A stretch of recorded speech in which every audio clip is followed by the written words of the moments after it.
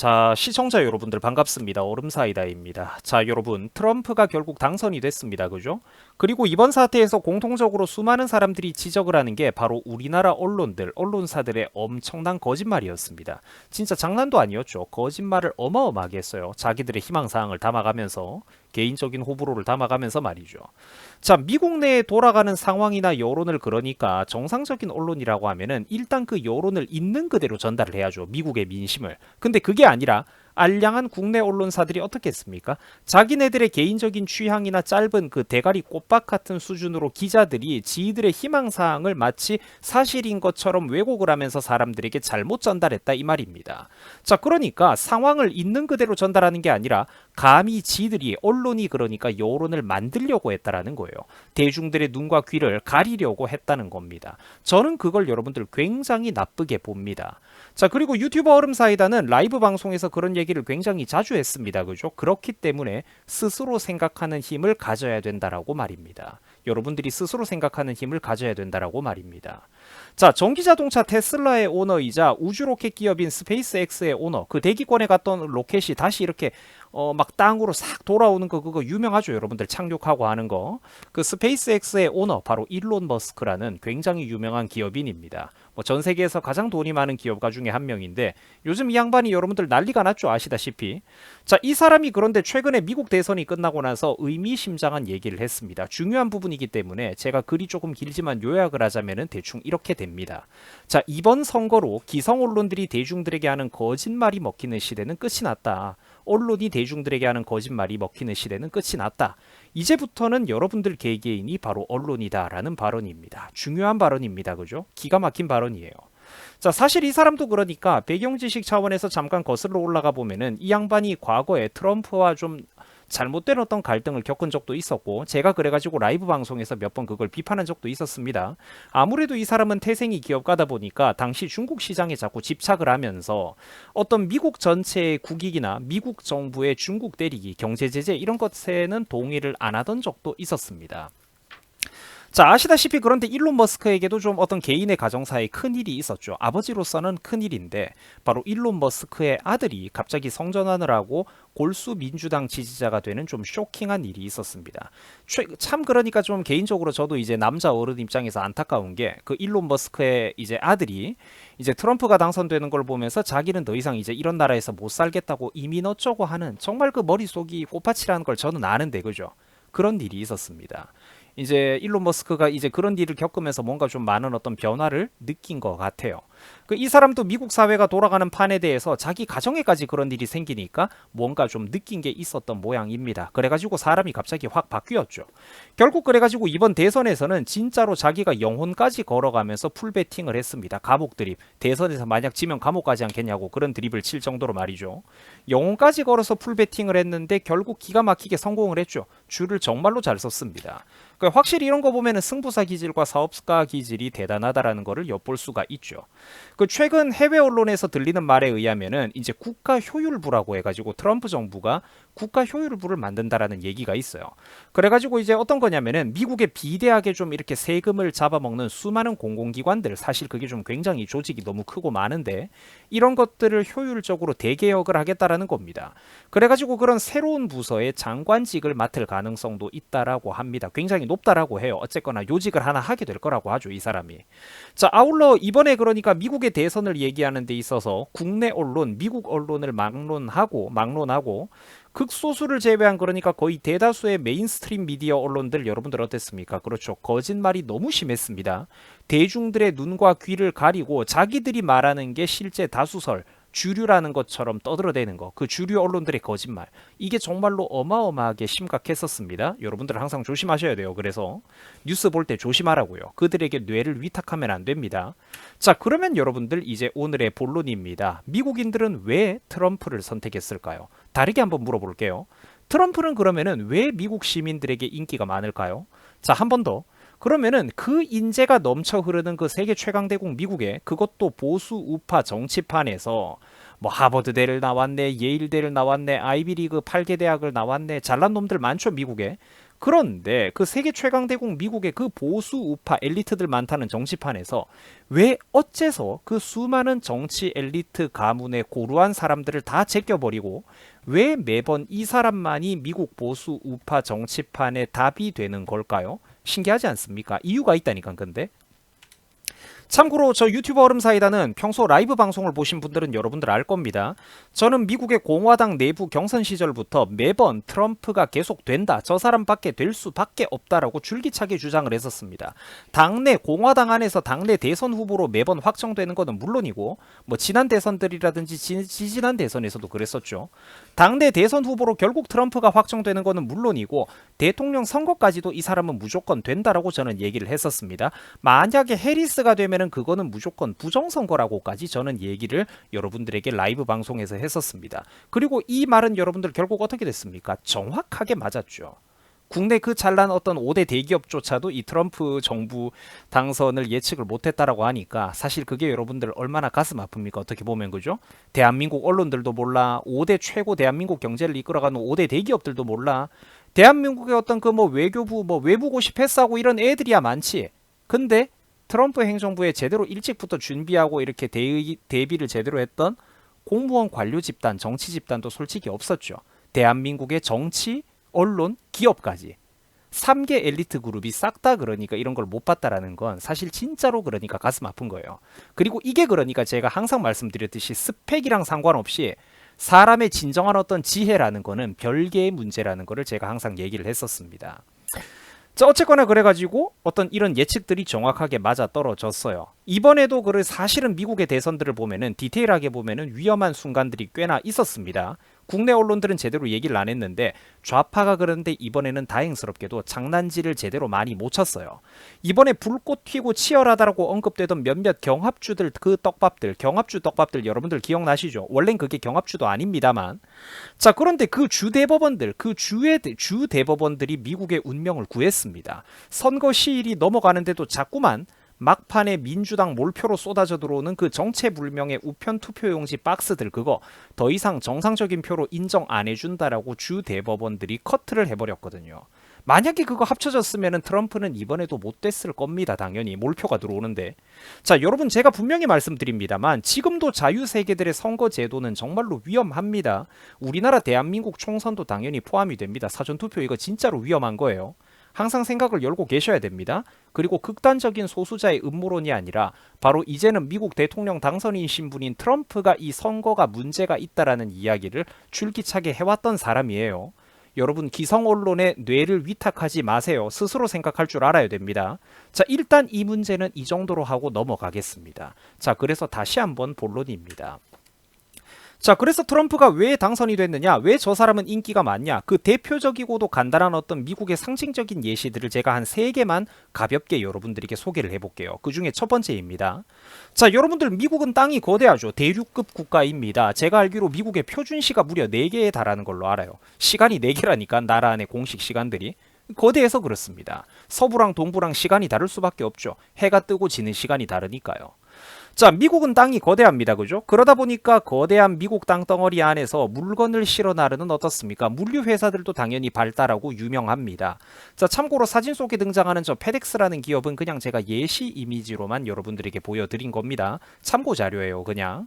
자, 몇 년 전에 오바마 정부 당시에 그러니까 바쁘게 돌아가던 미국의 한 회사가 있었습니다.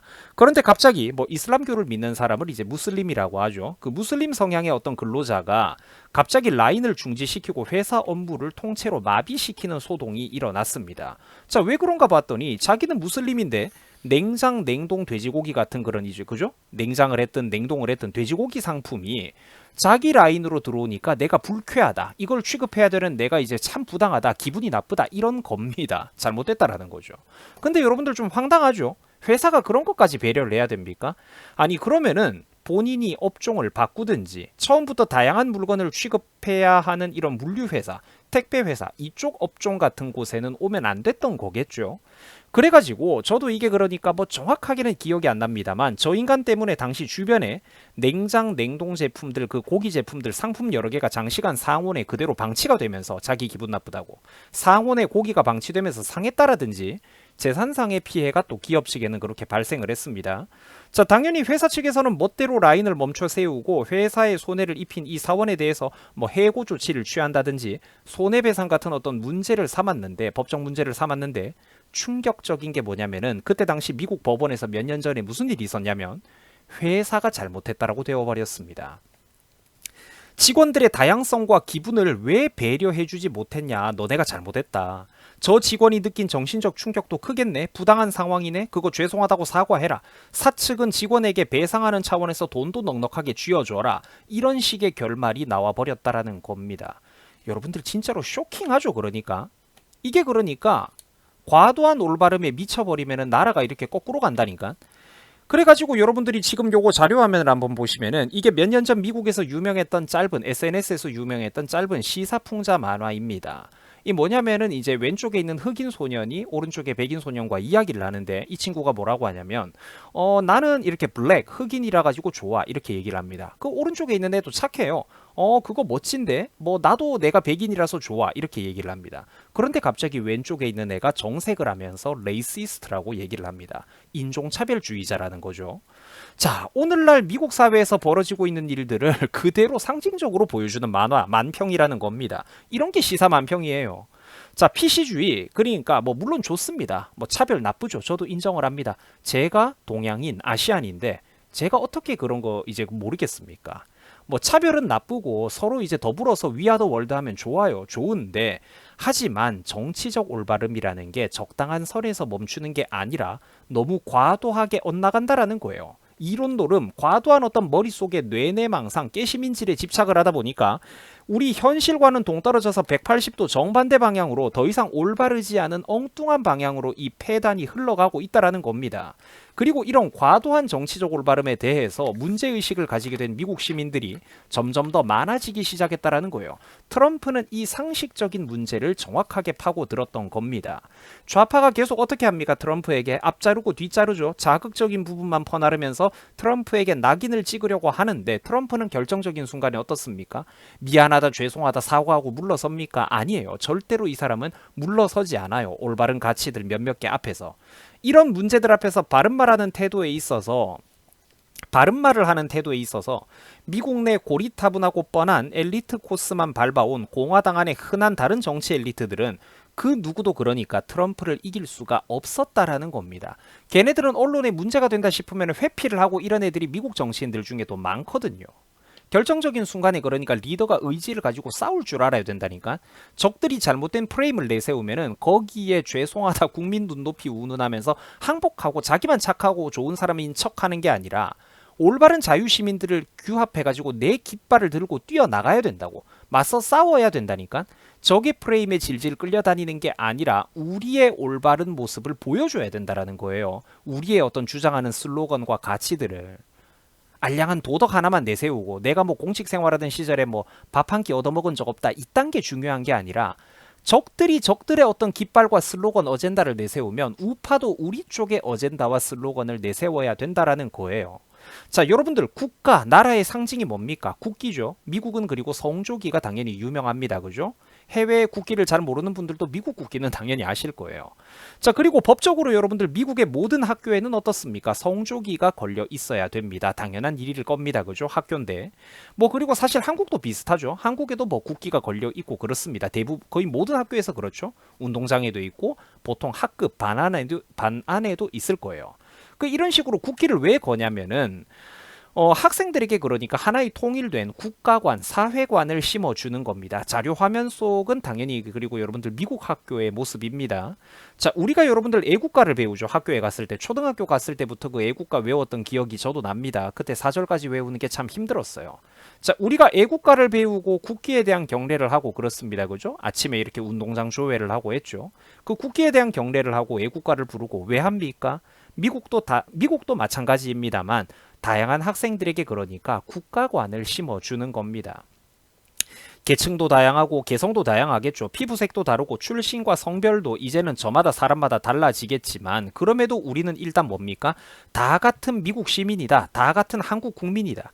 그 통일된 국가관을 어느 정도는 좀 사람들에게 심어줘야 된다라는 겁니다.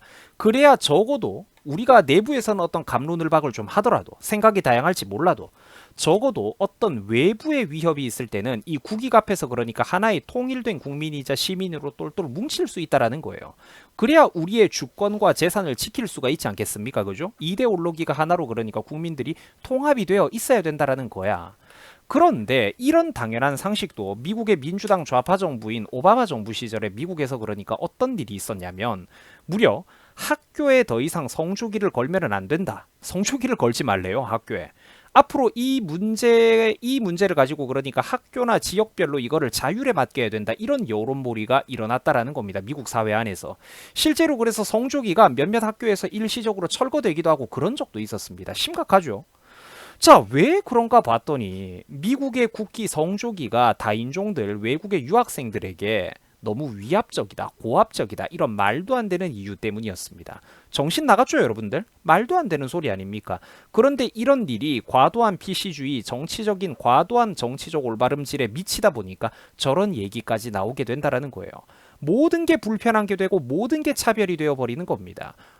그러니까 과도한 올바름에 집착을 하다 보니까 180도 뒤로 엉뚱한 방향으로 엇나가 버린다니까. 배려가 부족하다 하면서 오히려 주객이 전도된다. 그러니까 집주인과 손님이 뒤바뀌는 일이 일어난다라는 겁니다. 이거는 아니죠. 미국의 국가관마저 부정하면 어떡합니까? 이러면 한 나라에서 같이 살 수가 없는 거죠. 집주인과 손님의 입장이 뒤바뀌면 되겠습니까? 잘못된 거라니까 그거는. 심지어 메리 크리스마스라는 인사말이 차별적이다 이런 주장들까지 미국 전역을 강하게 강타할 정도였습니다. 이게 지나치게 종교적이다, 예수 그리스도의 탄생 얘기를 다룬다, 그런 용어를 인사말로 쓰는 거는 다른 사람들에게 문제가 된다, 이런 생트집을 말도 안 되는 소리를 생트집을 잡았던 겁니다. 심각하죠. 이런 식으로 한 나라의 정신이 무너져 내릴 수도 있다라는 거예요. 저건 거의 관용어나 다름없는데 말입니다. 애초에 미국은 청교도들이 건너가가지고 그 세운 나라입니다. 그죠? 유럽에서 어떤 종교가 좀 이렇게 구종교가 부패하고 이렇게 문제가 되면서 사람들이 종교적인 박해를 피해가지고 그 머나먼 지구 반대편에 어떤 미국의 아메리카 대륙까지 건너간 것 아닙니까? 이 청교도들은 그래서 미국의 건국에 있어서 전부는 아닐지 몰라도 굉장히 주도적인 역할을 했던 사람들입니다. 그죠? 그리고 그들의 정신 중에 좋은 정신들도 많이 있고요. 자, 지금 여러분들이 보고 있는 이 그림은 뭐 그림이 잘 보일지 모르겠는데요. 여러 사람들이 식탁에 길게 둘러앉아가지고 화목하게 밥을 먹는 모습입니다. 저 사람들이 왜 밥을 먹냐면은 미국 선조들의 그러니까 첫 번째 추수감사절을 묘사한 어떤 그런 그림이에요. 자, 원래 미국은 그래도 가족과 가정의 어떤 중요성들이 이렇게 부각이 됐었습니다. 좀 화목하고 소박하고 근검절약도 하고 목가적인 분위기 같은 것들이 원래 미국의 기본 베이스 정신이었다라는 거예요. 그런데 PC주의자들은 자꾸만 이런 거를 깨부수려고 합니다. 가정의 가치를 훼손하고 가족의 가치를 해체시키려고만 합니다. 그래야 미국의 국가관이 희미해지고 젊은 세대가 도덕적으로 타락하고 해이해지며 결국에는 그 나라를 자꾸만 분열시키고 무너뜨릴 수가 있기 때문입니다. 국민들이 하나로 합칠 수가 없게 된다라는 거죠. 가족과 가정은 여러분들 그러니까 이 작은 단위로 우리 인생에서 그러니까 국가를 형성하기 이전에 가장 첫 번째가 되는 어떤 기본 어떤 사람의 단위 아니겠습니까? 인간과 인간의 모임. 가족과 가정이 해체되어 버리면은 그러니까 건강한 가정이 해체되어 버리면은 국가도 유지가 될 수가 없다니까요. 그래서 여러분들이 말하는 소위 남성인권이라든지 바깥에서 뼈 빠지게 일하고 온 어떤 남편, 가장에 대한 어떤 최소한의 존중과 권위 이런 것도 실제로는 이런 거랑 다 연결이 되는 겁니다. 이렇게 얘기하니까 여러분들 요즘 SNS 떡밥에 익숙하신 우리 남자 네티즌 분들 확 와닿으시죠? 이런 게 여러분들 진짜로 살아있는 철학이에요. 어떤 생각의 근원을 깊게 들어가는 거 말입니다. 절대로 여러분들 이 철학이라는 게 어려운 게 아닙니다. 이게 살아있는 철학이에요. 그러니까 이런 것들이 해체되기 시작하면은 전통적인 어떤 미덕들이 자꾸만 해체되기 시작하면은 결국에는 나라가 분열되고 무너진다라는 거예요. 내부에서부터. 분란이 끊이질 않으니까. 자, 여러분들이 지금 보고 있는 이 재미있는 그림을 한번 보세요. 2016년에 그러니까 트럼프가 처음 당선된다 만다 하던 무렵에 나오던 만화입니다. 여러분 이게 무슨 그림입니까? 그렇죠. 갑옷을 입고 있는 금발의 기사 트럼프가 정치적 올바름이라는 저 거대한 용, 괴물을 단칼에 사냥하는 모습입니다. 제압을 했죠, 용을. 물론 뭐 이제 뒤에 아줌마는 보니까 뭐 트럼프에 대해서 뻔한 비난을 퍼붓고 있는 것 같기도 합니다만, 자, 기사가 용을 때려잡고 공주를 구한다. 뭐 전통적인 어떤 문학작품 클리셰죠. 그러면은 트럼프라는 기사에게 실질적으로 구출받는 공주는 과연 누구일까요? 그게 나와 여러분들 같은 사람들이에요. 트럼프라는 기사에게 구출받는 공주가 누구냐? 미국이라는 나라 전체 그리고 미국의 시민들이라는 겁니다. 좀 더 나아가면은 자유세계의 정상적인 사고를 하는 시민들, 바로 나와 여러분들처럼 문제의식을 공유하고 있는 사람들이 구출받는 입장이라는 거예요. 제가 그렇기 때문에 트럼프를 지지했던 겁니다. 트럼프의 모든 생각이 옳다라는 거 아닙니다. 물론 저 사람이 어떤 장사꾼 출신이다 보니까 뭐 약간 좀 이제 그 동맹국들을 대할 때 약간 좀 이렇게 워딩이 세련되지 못하고 그런 것들이 있기는 해요. 다른 해외 각국의 그러니까 자유우파들이 본인을 지지하기 조금 곤란하게 만드는 말실수들도 저 사람이 종종 합니다. 저 사람의 모든 생각이 옳다는 게 아니에요. 하지만 내가 트럼프를 왜 지지했냐? 저런 PC주의 때문에 지지를 했다고. 자유세계의 리더인 미국이 너무 과도한 PC주의로 정신머리가 나가고 잘못된 흐름이 불면서 그 바람이 불면서 거대 미디어와 기성 언론들이 또다시 한번 대중들을 속이고 눈과 귀를 가리는데 성공하게 되면은 전 세계가 정말로 비참하고 힘든 싸움으로 빨려 들어가기 때문에 저는 그거를 알았기 때문에 트럼프를 지지했던 겁니다. 한번 이 미디어 악독한 것들, 기성 언론들, 매스미디어들의 장난질을 끊고 넘어가야 했거든요. 잘못된 건 잘못된 거야. 그리고 가정의 가치라든지 가장의 어떤 존중 이런 게 필요한 부분들이 있었단 말이야. 자, 그리고 여러분들 이런 일도 있었습니다. 올해가 1월이니까 그러니까 올해 1월에 있었던 일이니까 지금 여러분들 거의 연말이 되어 있는 이런 겨울 11월이죠. 그게 불과 한 10개월 전에 10달 전에 있었던 일입니다. 미국에서 어떤 재미있는 일이 있었냐면은 미국의 대표적인 보수 우파 동네인 텍사스에서 바이든 정부 하에 그러니까 후진국 난민들과 불법 체류자들이 그 멕시코 국경이랑 제일 가까운 데가 텍사스고 이러다 보니까 하도 그 불법 체류자와 난민들이 쏟아져 들어왔단 말이에요. 이 지역사회에 심각한 문제가 되니까 텍사스 주지사가 어떻게 했느냐. 이 사람들을 수백 명씩 가득 이렇게 버스에 실어가지고 뉴욕을 비롯한 미국의 민주당 지역으로 로켓 배송을 쏴버렸다라는 겁니다. 그 수많은 난민들, 불체자들을 말이에요. 유감스럽지만 여러분들 어떻습니까? 학벌과 지성이라는 거는 반드시 비례하진 않아요. 잘 먹고 잘 사는 동네들 중에도 좌파들 많죠? 민주당을 지지하는 그런 동네들이 미국에도 안타깝지만 많습니다. 패션 좌파들, 생각 없이 그저 번지르르한 소리만 좋아하는 그런 어리석은 고학력자, 고학벌이 미국에도 많다라는 거예요.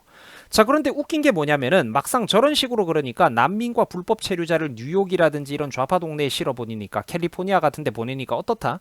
저 인간들도 싫어하고 난감해하더라 이겁니다. 아니 지들은 난감해할 자격이 없는 사람들 아닙니까? 그렇게 인정머리가 썩어 넘치는데 We are the world, love and peace인데 사랑과 평화인데 민주당 지지자들은 그러니까 본인들의 재산을 나눠줘야죠. 그 사람들에게 집 한 칸이라도 기꺼이 내줘가지고 그 사람들을 사랑과 애정으로 받아들여줘야 되는 것 아닙니까? 받기는 받는데 내 것은 나누기 싫다? 무조건 국가가 떠맡아라 이겁니까?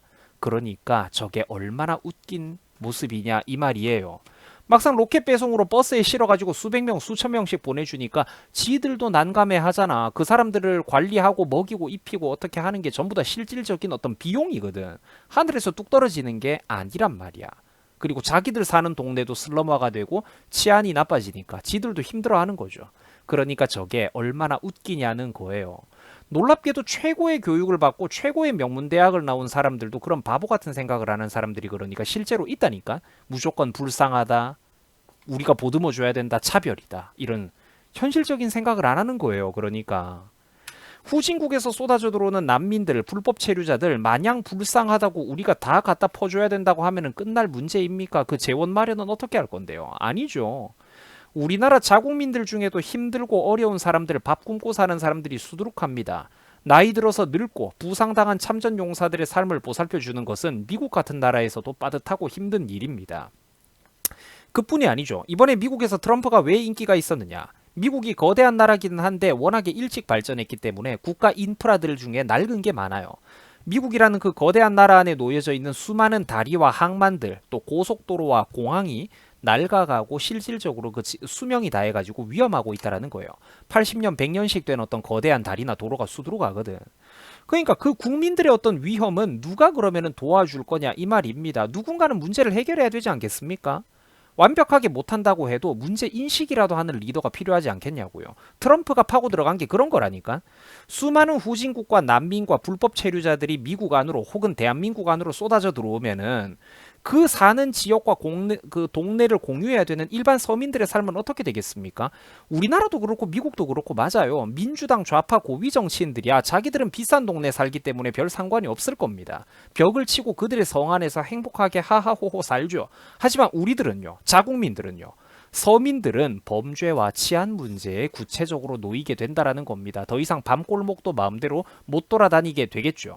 동시에 후진국 외노자들이 자꾸 이렇게 일자리와 노동시장으로 쏟아져 들어오면 자꾸 침식당하게 됩니다. 노동시장이. 저임금화가 가속화되고 동네 전체에도 범죄율과 슬럼화가 가속화되면서 일자리의 질도 떨어지고 자국민들은 고통을 받게 됩니다. 이 고통은 왜 정치한다라는 인간들이 안 봅니까? 트럼프가 인기가 있는 게 그러니까 이유가 있다라는 거예요. 너무나도 당연한 거라니까 이거는. 국민들에게 무상으로 돈 퍼주겠다고 해가지고 트럼프가 인기가 많았습니까? 아니죠. 누가 봐도 상식적으로 너무나도 심각하고 구체적으로 국민들 피부에 와닿는 문제가 되는 것들, 잘못 돌아가는 것들에 대해서 이거는 잘못됐습니다 라고 소신 있고 용감하게 맞서잖아. 좌파가 말도 안 되는 어떤 인종차별주의자다, 혐오론자다 공격을 해도 트럼프는 용감하게 그 프레임에 맞서 싸우고 목소리를 내잖아. 그러니까 거기에 동조하는 성숙한 시민들이 의외로 아직까지도 세계에는 많이 있다라는 겁니다. 아울러 트럼프의 어떤 그러니까 경제 노동 정책의 핵심은 이거 한국 언론들이 전부 다 입을 닫고 말을 안 하는데 여러분들 트럼프 경제 노동 정책의 핵심이 뭐냐면은 바로 자국민 우선주의입니다. 트럼프는 물론 미국의 기업을 도와줍니다. 기업을 싫어하는 사람 아니죠. 한번 들어보세요. 트럼프는 당연히 미국의 기업들을 적극적으로 도와줍니다. 누구보다도 적극적으로. 과거 그러니까 트럼프가 과거에 첫 번째 정부 시절에도 어땠냐면은 트럼프는 법인세를 오바마 시절보다 파격적으로 감면을 해줬습니다. 그래야 이제 기업들이 여유가 숨통이 트이니까요. 자, 그리고 기타 사업하는데 걸리적거리는 수많은 복잡한 행정 규제들. 여러분들도 아시겠지만 사업 하나 하고 신사업 추구하려고 하면은 뭐 서류 떼오라는 게 수십 장이 넘습니다. 그 수많은 복잡한 행정 규제들, 어른 키보다도 높은 그 서류 더미들, 수많은 환경 규제들을 트럼프는 대대적으로 철폐를 해줬습니다. 기업하기 좋은 환경을 만들어줬어요. 그럼 부자만 위하는 사람이었냐? 트럼프가 아니에요. 자, 기업하기 좋은 환경을 만들어줬다, 그죠? 그러니까 그런데 자꾸 노동력이 값이 싸다라고 그러니까 기업 너네도 해외 후진국에만 나가가지고 미국 안으로 역수출하는 그런 짓거리 이제 그만하고 그러면 나라가 자꾸 가난하고 힘들어지잖아. 자, 기업하기 좋은 환경 이렇게 만들어주고 배려해 줄 테니까 대신 너희도 국내에 들어와가지고 공장을 짓고 투자를 좀 해라. 미국 안에 있는 수많은 젊은이들, 자국민들을 좀 고용을 해줘라. 이런 얘기를 트럼프가 했던 겁니다. 그리고 실제로 그렇게 해가지고 오바마 때 개박살 나고 있던 미국의 내수시장과 미국의 평범한 대졸 청년들의 취업률 문제가 트럼프 시절 때 드라마틱하게 그게 해결이 됐습니다. 거의 50년 이래의 완전 고용 상태를 이룩했다라고 하고 미국 경제가 날개를 달고 올라갔다라는 거예요. 방구석에 그 수많은 미국의 기라성 같은 경제학자들이 트럼프는 이상하고 미친 사람이라서 트럼프가 당선되면 나스닥이 꼬라박고 미국 경제가 파탄난다라고 했는데 현실은 그들도 해결 못하는 미국의 내수 경제 문제를 트럼프만이 해결을 할 수가 있었다고요. 그렇기 때문에 저도 항상 똑같은 얘기를 하지만 기업과 노동자, 근로자들은 절대로 상호 대립적인 관계가 아닙니다. 기업하기 좋은 환경을 만들어 주되 어느 정도 그 과실이 자국민들에게 우선적으로 돌아가게 하십시오라고 할 수가 있다라는 거예요. 그리고 이 거대한 시스템에 파는 그러니까 정치인 그것도 나라의 리더인 대통령만이 할 수 있다라는 거야. 내가 그래서 시장이라든지 광역, 심지어 광역시라고 해도 작은 거예요. 서울특별시장 그거 진짜 한직이라니까. 내 마음속에선 서울특별시장도 구급공무원이야. 광역시장, 특별시장, 도지사는 그러니까 이런 거대한 문제를 못 고쳐요. 탈원전 잘못됐다고 해서 원자력을 다시 복귀시키고 원전세 일제를 하고 기업하기 좋은 환경을 만들어 주되 단 국내에 공장 짓고 투자해라. 자국민들을 고용하라. 이런 거는 오로지 대통령만이 그 개혁을 할 수 있다라는 거예요. 시장 도지사들은 그러니까 따까리라니까 그냥. 작은 거예요. 이 나라 실질적인 민생은 그러니까 옛날에 흔히 말하듯이 가난구제는 나란님도 못한다라고 하는데 천만의 말씀. 가난구제는 여러분들 나란님만이 할 수 있습니다. 다시 한번. 가난구제, 근본적인 경제 체질 개선, 시스템 개혁은 나란님만이 그거를 할 수가 있는 거예요. 어쨌거나 저게 그래가지고 기업하기 좋은 환경을 만들어 줄 테니까 대신 국내에 공장을 짓고 좀 자국민들을 일정 비율 이상 좀 높은 비율로 자국민들을 고용을 해라. 저게 트럼프 경제 노동 정책의 핵심이었습니다. 그래서 오죽했으면 미국의 뉴스 언론 칼럼에서 오바마 정부 시절에는 미국 청년들은 그러니까 식당 아르바이트 일자리조차 없다라고 했는데 당연하죠. 수많은 1800만 명, 2000만 명이 넘어가는 불법 체류자와 외노자가 쏟아져 들어와 있는데 미국 자국민들이 일할 일자리가 어디 있습니까? 걔네들은 저임금으로도 일을 해버리는데. 트럼프 행정부가 들어오고 나서 그 사람들을 수천만 명 단위로, 천만 명이 넘는 단위로 퍽퍽 이렇게 쾅쾅 추방하고 보내버리고 자국민 고용 우선주의를 하니까 경제가 살아난다라는 거예요. 사람들이. 한국이 지금 출산율 개박살난 게 이거하고도 굉장히 깊은 문제가 있다니까. 20여 년 동안 그러니까 외노자가 어마어마하게 늘어서 그래요. IMF 이전과 이후 동안에 외노자가 어마어마하게 늘어났다고 우리나라는. 자, 그런데 반대로 지금 대한민국은 한동훈이가 이걸 또 첫 물꼬를 트기는 했는데 그러니까 사실 윤 정부도 이런 실물을 잘 모르는 거죠. 굉장히 제가 가슴이 아픕니다만 한동훈이가 이걸 첫 물꼬를 텄는데 지금 한국의 노동시장은 그러니까 이 노동 문제가 어떻게 돌아가고 있냐면 문재인 민주당 정부 시절보다 외노자를 오히려 지금이 그러니까 훨씬 더 많이 받고 있습니다. 거의 2배 가까이 많이 받고 있어요. 이거는 여러분들 그러니까 명백히 잘못된 거죠. 자국민들 여러분들은 계속 가난해진다니까. 문제는 그렇게 하면은 자국민들이 소외된다라는 거예요. 대량의 후진국 외노자를 끝도 없이 들여와가지고 자국민들과 임금 무한 경쟁을 시키면은 자국민들은 여러분들 그 근로 환경을 절대로 버틸 수가 없습니다. 외노자가 그래 현실적으로 대한민국에도 일부 필요한 거는 맞아요. 이미 워낙에 지금 중독이 되어 있으니까. 하지만 고통스러워도 금단 현상이 고통스러워도 한 번은 좀 끊어내고 그 비율을 줄이기는 해야 된다고. 대량의 값싼 후진국 외노자들을 끝없이 들여와가지고 자국민과 임금 경쟁을 시켜버리는 이런 정신 나간 보수 정치 세력은 전 세계 어디에도 없습니다. 대한민국만 이딴 짓거리를 하고 있어요. 그거는 여러분들 외노자에 의존 일할 사람이 당장 부족하고 없어 보인다라는 이유로 외노자 수급에 모든 거를 기대버리는 거는 바닷물 그러니까 목마르다고 바닷물 마시는 거랑 똑같다라는 거예요. 끝이 없게 된다니까 그거는. 걔네들은 그러니까 외노자들은 한국에서 쓰는 돈을 최소화하고 해외로 송금을 하게 되죠. 내수 시장이 당연히 얼어붙게 됩니다. 국내에 돌 돈이 없으니까요. 임금이 지불되어도. 그러면은 대학 나와가지고 한국에 그러니까 대학 나온 애들은 지들은 외노자하고 경쟁하는 입장이 아니라고 착각을 해요. 근데 그게 아니거든. 한국에 대학 어렵게 대학 나와가지고 부모님 등골 갈아가지고 대학 나온 애들 얼라들 한번 봅시다. 근데 사실 이 얼라들의 나이 많은 사람들도 포함이 되죠. 생각이 없으니까. 한국의 20대, 30대, 40대, 50대 대학 나와가지고 한국의 중소, 중견기업에 어렵게 취직한 사무직 한국인들은 어떻냐? 니들도 근데 영향을 받게 된다니까. 왜? 내수가 안 좋은데 대졸 일자리라도 많아지고 좋아질 수가 있겠습니까? 자꾸 팍팍해지는 거야. 그러니까 이 경제라는 건 거대한 하나의 원으로 연결되어 있다니까. 왜 이걸 모릅니까? 그러니까. 물론 학교에서는 이런 걸 안 가르쳐 주죠. 이런 진정한 살아있는 지식을.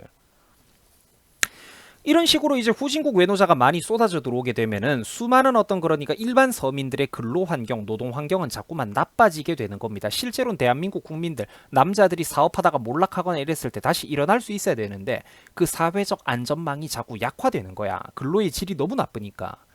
값싼 후진국 외노자들은 그러니까 자기네 나라 임금보다 우리나라 임금이 어쨌거나 7배, 10배가 넘어갑니다. 아실 거예요. 여러분들 그런 거 보셨을 거야. 중국 노동자들이라든지 뭐 티베트 노동자들이라든지 뭐 파키스탄 외노자, 인도 외노자가 아시지 않습니까, 여러분들? 우리나라에서 아무리 힘들고 굳은 일을 해도 자기들 나라에 있을 때 받는 임금보다 우리나라 임금이 거의 10배가 넘어가니까 그 돈을 받고 기꺼이 일을 하겠다라고 덤벼드는 거예요. 그리고 그 돈을 아껴 모아가지고 몇 년만 바싹 벌어 모으면은 자국으로 송금을 했을 때 그게 지그 나라에서는 미래가 된다라는 거야. 건물 2층, 3층 건물 지어 올리고 내 집도 마련을 하면서 밑에 상가도 넣고 그게 가능하다고. 완전 깡 서민이었다가 지지리도 가난한 어떤 후진국의 서민이었다가 중산층으로 자기들 나라 안에서 계층 이동을 할 수가 있다라는 거예요. 알부자로. 근데 한국 청년들이 똑같은 임금을 받고 이 나라에서 미래가 있습니까? 그게 어렵죠. 그러니까 정신 차려야 된다라는 겁니다. 한국의 청년들이 뭘 그렇게 잘못을 했습니까? 평생 동안 아버지 부모님 세대부터 교육, 국방, 근로, 납세 의무 다 짊어지고 이 젊은 대한민국의 2030 남자들도 국방의 의무 기꺼이 짊어지고 왔는데 대우가 왜 외노자랑 똑같습니까? 정신 차려야 된다니까. 그러니까 대한민국. 평범한 국민들, 근로자들, 노동자들의 삶도 누군가는 챙겨줘야 될 것 아닙니까? 그러니까 이게 기업과 근로자, 노동자가 상호 대립적인 관계가 아니라니까 서로 상생할 수가 있는 거예요. 그리고 여기에 눈을 떠야 그 우파가 진짜 인류 우파가 되는 거야. 미국의 텍사스 주지사가 그 사랑 타령 좋아하는 대가리 꽃받침 미국의 뉴욕 민주당 지역으로 좌파 시민들 가득한 지역으로 난민들 버스에 모아가지고 수백 수천 명을 로켓 배송 보내버린 거 한번 보세요. 지금 참고 자료가 그거죠. 막상 근데 저것들이 지들 사는 환경 주변으로 그런 사람들이 오니까 지들도 싫다라고 하죠. 이러니까 과도한 PC주의의 병폐와 부작용은 이렇듯 매우 심각하다라는 겁니다. 반대로 여러분들 그렇기 때문에 우파가 조금만 눈을 뜨고 살면 됩니다. 우파가 조금만 눈을 뜨고 살고 똑똑하면은 우파 정치권 입장에서 그러니까 우파의 표밭을 늘린다라는 게 절대로 어려운 게 아니에요. 이게 저변을 확대해 나가는 거는 너무나도 쉽다니까. 국힘당에 흔해 빠진 정치인들처럼 한동훈 씨도 요즘 실망스럽게 자꾸 그런 소리를 하죠. 중도 외연 확장 타령하면서 허구한 날 국민들은 항상 옳다. 국민들의 눈높이는 항상 위대하다. 우리가 사과하고 굽실거려야 된다 이러는데 그런 개짓거리를 한다라고 표가 오는 게 아니라는 겁니다. 중도 외연 확장 타령한다고 표가 오는 게 아니라니까. 좌파의 성역과 역사관을 자꾸 강화시켜줄 뿐이죠. 물러서면. 맞서 싸우라니까. 구체적으로 이런 실제 사례들을 공부를 하라고 정치하고 싶은 인간들이 있으면 국민들의 피부에 와닿는 이런 문제들에 대해서 실제로 내공 깊게 이거를 알고 공부를 하고 그래서 대한민국의 수많은 그러니까 상위 5%를 제외한 나머지 95%잖아요. 거의 국민들이. 상위 5% 이하로 별 볼 일 없잖아. 지금 공부로 밥 먹고 사는 게. 노력했는데 왜 그러니까 어중간한 대가조차 없는 시대가 돼버렸냐고. 어쩌다 이래 됐냐고. 그러니까 실제로 지금 대한민국의 수많은 90%, 95%의 국민들이 부딪혀 있고 직면해 있는 이런 피부에 와닿는 문제들을 해결을 해주고 개선을 해주란 말이야. 그런데 한국의 수많은 서울대, 연고대 출신의 그 기라성 같은 정치인들 어때요? 바보죠. 수능 시험 치는 기계들이고 달인들이기는 합니다. 20대 20몇 살 새파란 나이에 이 인간들은 사법시험이나 행정고시 같은 고시시험 따위는 웃으면서 가뿐하게 패스를 했던 애들이에요.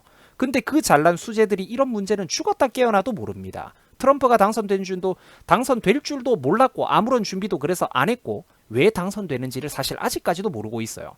대한민국의 경제, 기업 엘리트들조차 그렇고 언론들도 그렇고 정치는 두말할 필요도 없이 그냥 바보 전응아들 집단이죠. 그러면은 이런 잘난 수재들이 왜 죽었다 깨어나도 모르냐. 사실 그게 인재가 아니라서 그래요. 그러니까 그 공부로 줄 세우는 게. 학원에서 안 배웠으니까 모르지. 교과서에서 외우라고 떠먹여주지 않았으니까 걔네들이 모르는 거야. 그러니까 무슨 말이냐면 조금만 사람이 사람을 대하는 데 있어서 좀 입체적이고 겸손한 태도를 가지자라는 거예요. 눈을 뜨고 살아야 된다라니까. 학벌과 지성은 비례하는 게 아닙니다. 조금만 눈을 뜨고 살면은 답이 보인다니까. 완벽한 답은 아닐지라도 한국의 문제점 끝도 없이 꼬라박는 출산율 해결할 수 있는 길이 사실 이 노동시장 문제에 있다니까요. 적들이 그러니까 잘못된 프레임으로 선동을 해도 자극적으로 이렇게 이슈 몰이를 해도 물러서고 사과하는 게 아니라 소신 있게 맞서 싸우라는 거예요. 트럼프 할배가 성공하는 거 보면서 진짜 느끼는 거 없어? 단순히 막말 시원하게 해줘서 되는 것 같아? 아니라니까. 내용물이 있다고. 우리도 그러니까 우리의 판을 지켜야 된다라는 거예요. 적들의 판이 거대해지는 것만 보면서 계속 물러서고 거기에 굽실거리면서 같이 그들의 성역에 가가지고 성전 앞에 박수를 쳐주는 게 아니라 우리도 우리의 판이 얼마나 매력적인지를 어필하면은 사람들에게 그게 먹혀 들어간다라는 거예요. 그게 최고의 외연 확장이라니까. 민심은 여러분들 제가 라이브 방송에서 여러 번 얘기를 했는데 이 민심이라는 거는 질질 끌려다니는 게 아니라 저절로 나한테 오게 해야 되는 거예요. 어떻게 하느냐. 카리스마 있고 소신 있는 모습으로 올바른 주장을 하면서 내가 주도해 나가야 되는 겁니다. 그 분위기를. 여러분들 수고하셨습니다. 고맙습니다.